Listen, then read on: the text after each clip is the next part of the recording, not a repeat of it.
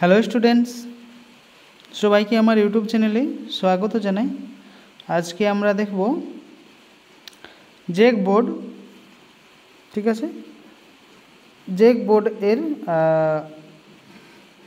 যে Bengali class 11, ঠিক আছে, ক্লাস 11 এর আমরা জেক বোর্ডের বেঙ্গলি যে সাবজেক্টরা রয়েছে ইলেকটিভ ল্যাঙ্গুয়েজ, সেই ল্যাঙ্গুয়েজের 100 মার্কস যেটা থাকছে সেই ভিডিওটা আজকে আমরা দেখব। ঠিক আছে, তাহলে 11th ক্লাস সিলেবাস না, এটা হয়ে যাবে জেক বোর্ড। ঠিক আছে, JAC, জেক, ইস্পাতের মেয়ে বঙ্কিমচন্দ্র চট্টোপাধ্যায়। ঠিক আছে, তাহলে আমরা শুরু করব আজকের ভিডিও কন্টেন্ট। ঠিক আছে, এটি ভালোভাবে বোঝা থাকলে আর MCQর কোনো দরকার হবে না।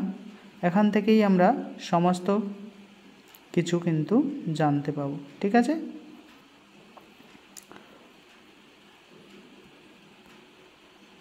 কোনো অসুবিধা থাকলে এই নাম্বার দেওয়া আছে, এই নাম্বারে হোয়াটসঅ্যাপ মেসেজ করলে ভিডিওর লিঙ্ক, বাকি যে ভিডিওগুলো আছে তার লিঙ্ক পেয়ে যাবে এবং প্রিভিয়াস ইয়ার্সের যে কোশ্চেন অ্যান্সার কিগুলো দেওয়া আছে সেগুলোরও লিঙ্ক কিন্তু পেয়ে যাবে। ঠিক আছে, তাহলে আমরা শুরু করব এখনের ভিডিও। আজকে আমরা পড়ব ইস্পাতের মেয়ে। ঠিক আছে, আজকে আমরা গদ্যাংশ পড়ব ইস্পাতের মেয়ে বঙ্কিমচন্দ্র চট্টোপাধ্যায়। ঠিক আছে, বঙ্কিমচন্দ্র চট্টোপাধ্যায়।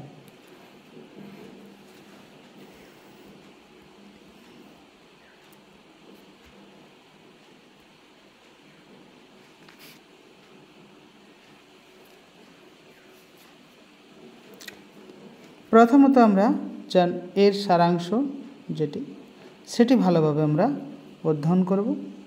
ঠিক আছে, তাহলে দস্যু দ্বারা অপহৃতা প্রফুল্ল ভাগ্যক্রমে নিজেকে মুক্ত করে এক গভীর জঙ্গলে এসে পৌঁছায়। তাহলে এখানে কি ঘটনা হয়েছে? এখানে একটি ঘটনা হয়েছিল যে দস্যুর দ্বারা, মানে সেই সময় কিন্তু সে ডাকাতের দল কিন্তু থাকতো এবং তাদের ভয়ে কি করেছিল, সে জঙ্গলে এসে দৌড়াতে দৌড়াতে জঙ্গলে এসে পৌঁছায়। রাত্রির অবসানে প্রভাতে বনের ভিতর এদিক ওদিক ঘোরাঘুরি করতে করতে প্রফুল্ল একটা অস্পষ্ট পাথরের রেখা দেখতে পেল। তারপর সে রাত্রের অন্ধকারে যখন সে ঘোরাঘুরি করছে, এদিক ওদিক ঘোরাঘুরি করতে করতে একটি অস্পষ্ট রেখা কিন্তু সে দেখতে পায় পাথরের। ঠিক আছে, পাথরের রেখা দেখে তার মনে হয়েছিল নিশ্চয়ই এই পথে কোনো লোকালয়ের যাওয়ার পথ। আর সেই পথ দেখে তার মনে হলো যে নিশ্চয়ই এই পথটা কোনো লোকালয়ে যাবে। মানে লোকালয় মানে লোক, মানুষ, আলোয় ঘর, তাহলে কোনো মানুষের ঘর দুয়ার আমি সন্ধান পেতে পারি। সে পথ ধরেই প্রফুল্ল এগিয়ে যেতে লাগলো। আর সেই পথ ধরেই কে প্রফুল্ল এগিয়ে যেতে লাগলো। তার পথে দু একটা পুরনো ইট দেখে ভরসা পেল অবশ্য নিকটে কোনো লোকালয় আছে। তারপর সে যেতে যেতে প্রফুল্ল যেতে যেতে আর কি হয়েছে, দু একটা ইটের টুকরো দেখতে পাই এবং সেই ইটের টুকরো দেখতে পাওয়ার পর তার মনে হয় সামনেই আমি লোকালয় পাব। ধীরে ধীরে তার ভরসা বাড়তে লাগলো আর অবশেষে একটা গৃহস্থ অট্টালিকার ভগ্নাবশেষের কাছে উপস্থিত হলো। আর সে ধীরে ধীরে তার ভরসাটাও বাড়তে থাকে এবং সে এগোতে থাকে এবং অবশেষে একটা বৃহৎ মানে খুব বড় ধরনের একটা ঘরের ভগ্নাবশেষ মানে কিছু অংশ বেঁচে আছে আর কিছু অংশ ভেঙে গেছে এই ধরনের একটা ঘরের কাছে উপস্থিত হন। ভগ্নাবশেষ একটি ঘর তখনও অভগ্ন ছিল, আর সেই ঘরটা দুটো একটা ঘর কিন্তু অভগ্ন ছিল সেই সময়। প্রফুল্ল কোনো বুড়ো মানুষের শব্দ শুনে একটি ঘরে প্রবেশ করে দেখল সেখানে এক বৃদ্ধ মৃত্যুশয্যায় শায়িত। তারপর সেই যখন ঘরের সামনে প্রফুল্ল যায় এবং সেখানে একটি বুড়ো মানুষের আওয়াজ শুনতে পায় এবং আওয়াজ শুনতে পাওয়ার পর সে ধীরে ধীরে ঘরের মধ্যে প্রবেশ করে এবং ঘরের মধ্যে প্রবেশ করার পর একটি বৃদ্ধ মৃত্যুশয্যায় শায়িত হয়ে আছে সেই অবস্থায় তাকে দেখতে পায় প্রফুল্ল অনেক কষ্টে বুড়োর সামান্য পরিচয় পেল, আর সেই মৃত্যুশয্যা মানে মরণ অবস্থায় ছিল সেই বৃদ্ধ লোকটা এবং সেই প্রফুল্ল অনেক কষ্টের মাধ্যমে তার পরিচয় সংগ্রহ করল যে সে কে এবং একাই কেন এই জঙ্গলের মধ্যে। বুড়োর ইচ্ছামতো তাকে প্রফুল্ল জলপান করালো। তারপর বুড়োর ইচ্ছা জাগলো যে আমি টুকু জল পান করব। আবার তার ইচ্ছামতো তাকে জলপানও করানো হলো। আবার গোয়াল থেকে দুধ দুয়ে এনে তাকে খাওয়ালো। আর সেই বৃদ্ধ লোকের যে জঙ্গলের বাড়ি সেখানে কিন্তু গায়ও ছিল, সেখান থেকে দুধ দুয়ে এনে সেই বৃদ্ধ লোকটাকে খাওয়ালো। অরণ্যর মধ্যে মুমূর্ষ অবস্থা বুড়োকে দেখে কৌতূহল হয়ে প্রফুল্ল বুড়োর কাছ থেকে তার জীবনের সমস্ত ইতিহাস অবগত হন এবং প্রফুল্লও জানতে ইচ্ছা করল যে এই অরণ্যের মধ্যে এই বুড়ো লোকটা একাই কেন, বা তার জীবনের সমস্ত যে ইতিহাস সেই ইতিহাস জানার ইচ্ছা প্রকাশ করলো এবং সে সমস্ত কিছু জানার পর সে কি করছে। বুড়োর মৃত্যুর পর তার কথা মতো তাকে কবরে শুইয়ে মাটি চাপা দিল এবং বুড়ো এটাও বলেছিল যে যখন আমি মরে যাব তখন কিন্তু আমাকে যেন কবরে দেওয়া হয়। সেই অনুসারেই তাকে কবরে চাপা দেওয়া হলো এবং নিজে স্নান করে শুদ্ধ হলো এবং প্রফুল্ল তারপর নিজে স্নান সেরে আর সে নিজেকে শুদ্ধ করলেন। বুড়ো মৃত্যুর আগে প্রফুল্লকে গচ্ছিত ধন সম্পদের যে সন্ধান দিয়েছিল, প্রফুল্ল বৃদ্ধের কথা মতো ধন সন্ধান করতে গেল। তারপর সেই বৃদ্ধ মৃত্যু হওয়ার আগেই তাকে বলে দিয়েছিল যে আমার গুপ্ত ধন কোথায় কোথায় আছে সেই সমস্ত জায়গা ঠিকানা বলেছিল। তারপর যখন সেই মারা যায় বয়স্ক বৃদ্ধ লোক, তখন তারপর সেই প্রফুল্ল কিন্তু সেই ধনের সন্ধানে বেরোয়। প্রফুল্লকে যে বৃদ্ধ ধনের সন্ধান দিয়েছিল সেই বৃদ্ধের নাম ছিল গোবিন্দ দাস। আর যে বৃদ্ধ, সেই বৃদ্ধের কি নাম ছিল না, সেই বৃদ্ধের নাম ছিল গোবিন্দ দাস। গোবিন্দ দাস এক বৈষ্ণবীকে নিয়ে সে ভগ্নাবশেষে বহুদিন বাস করেছিল। আর সেই বুড়োর নাম কি ছিল না, কৃষ্ণ গোবিন্দ দাস। এগুলো থেকেই কিন্তু এমসিকিউ কোশ্চান তৈরি হয়, ঠিক আছে। তাহলে সেই কি করেছিল, কৃষ্ণ গোবিন্দ দাস কিন্তু দুদিন আগে আসেননি, সে একটি বৈষ্ণবীকে নিয়ে মানে ব্রাহ্মণ মেয়েকে নিয়ে, আর সেই ঘরের মধ্যে কিন্তু তিনি দুজন তারা এসেছিল। ঘটনাক্রমে একদিন কৃষ্ণ গোবিন্দ দাস এক নিচের ঘরে চুলো কাটতে গিয়ে প্রথমে একটা মোহর ও পরে 1 ভাঁড় টাকা পেয়েছিল বা পেল। আর সেই তারা যখন এসেছিলেন সেই বৈষ্ণবী এবং সেই বৈষ্ণবী এবং সেই কৃষ্ণ গোবিন্দ দুজনেই কিন্তু আসার পর সে খোঁজ করত ধনের, সেই ধন কিন্তু কৃষ্ণ গোবিন্দ দাস সেই মোহর আর 1 ভাঁড় টাকা কিন্তু পেয়েছিল। কৃষ্ণ গোবিন্দ ভাবতে লাগলো সেই ঘরে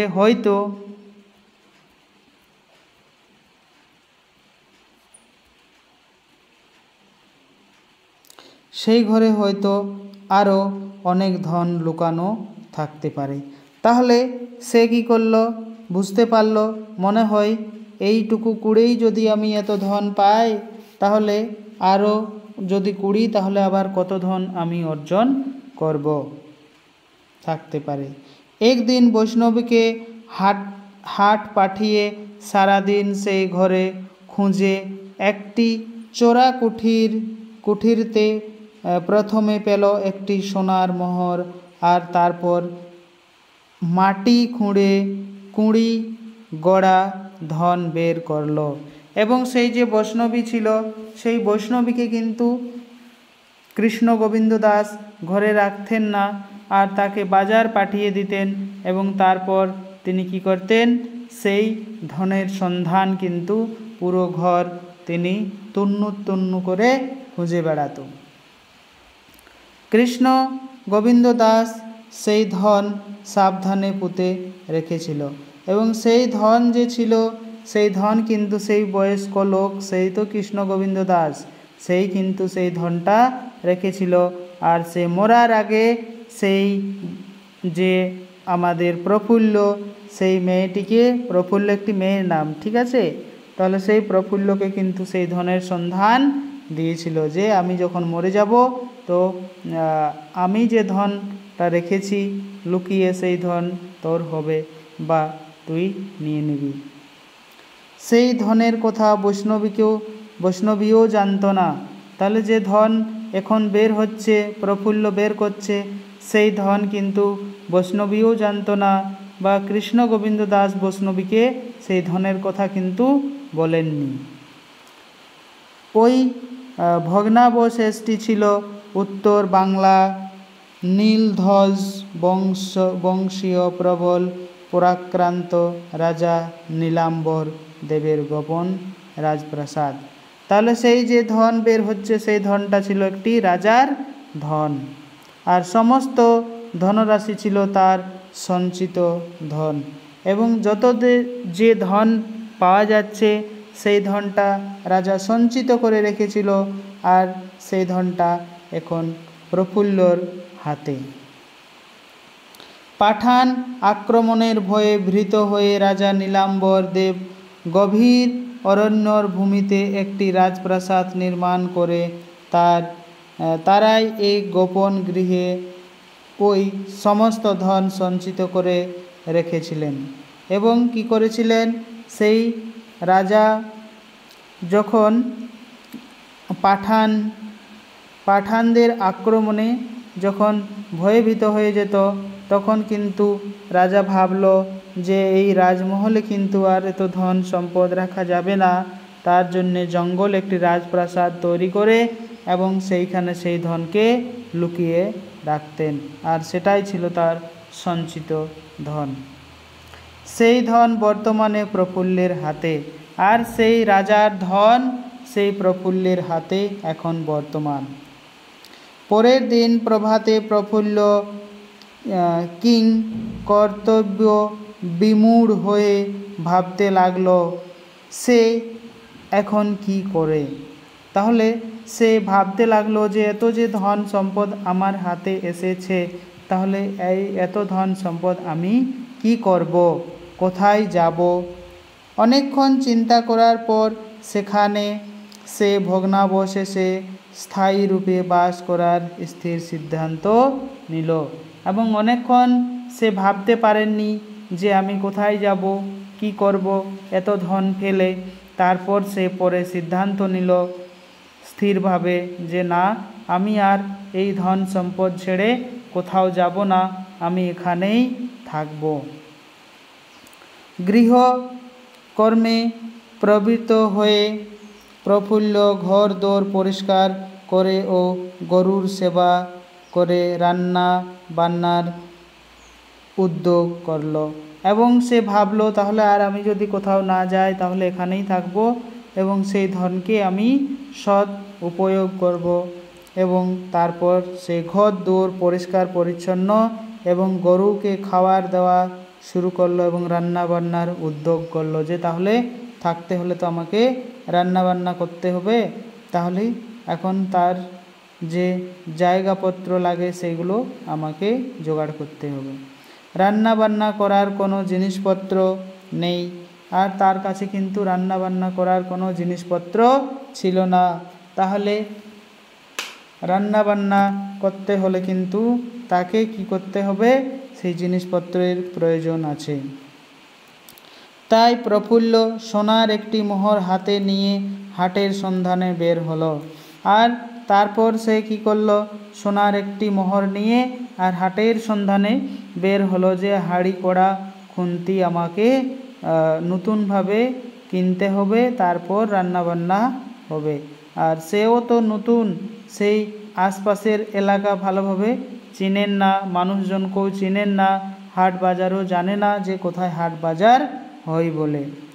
পথে যেতে যেতে দস্যু সর্দার ভবানী পাঠকের সঙ্গে তার দেখা হয় এবং ভবানী পাঠকের সাথে যে প্রফুল্ল হাটে যেতেছিল এবং সেই হাটে যাওয়ার পথেই তাদের দুজনের সাক্ষাৎ হয়।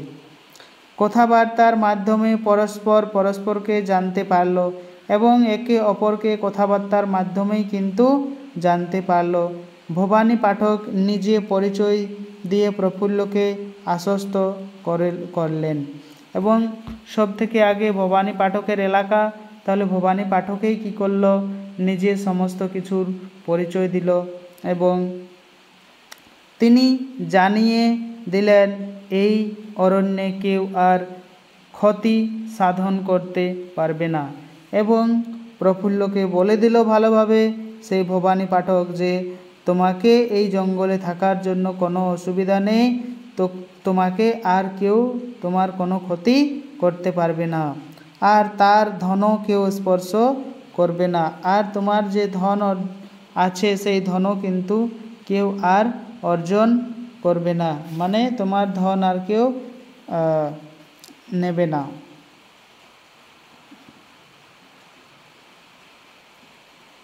করবে না। ভবানী তাকে মা বলে সম্বোধন করে ঘর থেকে সমস্ত খাদ্য সামগ্রী দিয়ে প্রফুল্লের সঙ্গে ভগ্ন অট্টালিকায় গমন করলেন। এবং কি করল, সে তাকে কি বলল, ভবানী পাঠক তাকে মা বলল, মা বলে সম্বোধন করলো। তো এইরকম জায়গা থেকেই কিন্তু এমসিকিউ প্রশ্নগুলো তৈরি হয়। পুরো কন্টেন্টটা ভালো করে দেখার পরেই বুঝতে পারবে বা কী ধরনের কোশ্চান থাকছে, বা পুরনো কোশ্চানগুলো গিয়ে দেখতে পারেন। ভবানী পাঠক তারপর প্রফুল্লর কাছ থেকে প্রাপ্ত ধনের বিষয়ে সবিশেষে অবগত হয়ে তাকে জিজ্ঞাসা করলেন সে ওই ধন কিভাবে খরচ করতে চায়। এবং প্রফুল্লও বলল যে আমার কাছে এত ধরনের ধন বা এত ধন সম্পদ আছে। তাহলে সেই সব কথা শোনার পর ভবানী পাঠক বলল যে তোমার কাছে যে এত ধন আছে মা, তাহলে তুমি এত ধন কি করবে, বা তুমি এত ধন কিভাবে খরচ করবে। নানান তর্ক বিতর্কের পর প্রফুল্ল এই ধনের সদ উপয়োগ করার ইচ্ছা প্রকাশ করল। তারপর বিভিন্ন ধরনের তর্ক বিতর্ক শুরু হয়, দুজনের কথোপকথন শুরু হয় এবং তারপর সে বলল যে আমি এটি সৎ কাজে সৎ উপয়োগ করব এই ধনটা। ভবানী পাঠক আগে থেকেই বুঝেছিল মেয়েটি অসাধারণ, আর তার কথা মতো সে বুঝতে পেরেছিল ভবানী পাঠক বুঝতে পেরেছিল প্রফুল্লকে যে মেয়েটি কোনো সাধারণ মেয়ে নয়, এ যা তা করে ধন নষ্ট করবে না, এ খুব ভালোভাবে ধনের সদ উপয়োগ করবে। তাই প্রফুল্লের সমস্ত প্রকাশ সুরক্ষার ব্যবস্থা করে তাকে শিক্ষা দীক্ষা দিতে আরম্ভ করলেন। তার দেখাশোনার ভার দিয়ে দুজন স্ত্রী লোককে সেখানে পাঠিয়ে দিলেন। তারপর সমস্ত কিছু তার জন্য লেখাপড়া শিক্ষা দীক্ষা সমস্ত কিছুর তাকে শেখাতে লাগলো এবং তারপর দুটো স্ত্রী লোককে তার সহযোগিতার জন্য, তার সাথে থাকার জন্য, সেই একা মেয়ে মানুষ কীভাবে জঙ্গলের মধ্যে থাকবে, তাহলে তার সাথে সে দুটো স্ত্রীলোককে পাঠিয়ে দিয়েছিলেন। এইগুলোর থেকেই এমসিকিউ থাকে, ঠিক আছে। যে ভবানী পাঠক প্রফুল্লের সাথে কয়জন স্ত্রীকে দেখাশোনার জন্য পাঠিয়ে দিয়েছিলেন? অপশন থাকবে 2, 3, 4, 5 এইভাবে, ঠিক আছে। ভালোভাবে বুঝতে হবে, একবার দুবার ভিডিও দেখতে হবে, তাহলেই বুঝতে পারবে। গভীর অরণ্যের মধ্যে একজন সহায়ক পেয়ে প্রফুল্ল আহ্লাদিত হয়ে ভবানী পাঠককে সমস্ত নির্দেশ পালন করতে স্বীকৃত করলেন এবং সে সহযোগিতা পাওয়ার পর তাকে ধন্যবাদ করলেন যে আমি খুব ধন্য হয়েছি এই অবস্থায় আমাকে সহযোগিতা করার জন্য। ভবানী পাঠক প্রফুল্লের কাছ থেকে বিদায় নিয়ে ভগ্ন অট্টালিকার বাইরে এসে সেখানে তার রঙ্গরাজের সঙ্গে সাক্ষাৎ হয়। তারপর সেখানে ভবানী পাঠকের সাথে সেখানে বিদায় নেওয়ার পর কিন্তু সে চলে যায় তার ভগ্ন অট্টালিকার ঘরের সামনে। রঙ্গরাজকে তিনি জানান যে এতদিন যার সন্ধান করেছিল আজ সেই তার হাতের মুঠোয়, অর্থাৎ দস্যু দলের রানী রূপে তিনি খুঁজে পেয়েছেন প্রফুল্লকে। তাহলে তিনি বললেন যে আমি যে ধনের খোঁজ করতেছিলাম সেই ধন কিন্তু এখন এক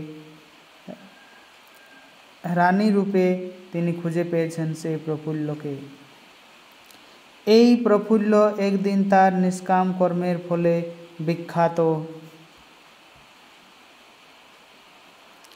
বিখ্যাত দেবী চৌধুরানী রূপে প্রসিদ্ধি লাভ করেছিলেন। সেখানে ইস্পাতের মেয়ে গল্পাংশে উপন্যাসে বঙ্কিমচন্দ্র তার সামান্য আভাস দিয়েছিলেন। আর এখানে কোশ্চেন দেই যে ইস্পাতের মেয়ে কোন কাব্যগ্রন্থ থেকে নেওয়া? তাহলে ইস্পাতের মেয়েটি দেবী চৌধুরানী উপন্যাসের অংশ কিন্তু ইস্পাতের মেয়ে। তাহলে ইস্পাতের যে মেয়ে সে হচ্ছে প্রফুল্ল, আর যে দেবী চৌধুরানী সেই দেবী চৌধুরানীর রূপে যে রুলটা আমরা দেখলাম সেই ছিল প্রফুল্ল, ঠিক আছে। তাহলে ভিডিও পুরো দেখার পর কেমন লাগলো অবশ্যই কমেন্টে জানাবে। আর যারা নতুন এসেছেন চ্যানেলের মধ্যে তারা কিন্তু অবশ্যই চ্যানেলটিকে সাবস্ক্রাইব করে দেবেন, ঠিক আছে। পুরনো যে কোশ্চেন আনসারগুলো আছে সেগুলো দেখার জন্য কিন্তু হোয়াটসঅ্যাপ মেসেজ করতে হবে, তাহলে লিঙ্ক পাঠিয়ে দেব, তাহলে সেখানে গিয়ে দেখতে পারেন কী ধরনের বেঙ্গলিতে কোশ্চেন থাকছে। ইলেকটিভ ল্যাঙ্গুয়েজ, এটা তো ইলেকটিভ ল্যাঙ্গুয়েজ 100 মার্কস, তাহলে তার কোশ্চেনও কিন্তু আপলোড করানো আছে। থ্যাংক ইউ সবাইকে পুরো ভিডিওটা দেখার জন্য।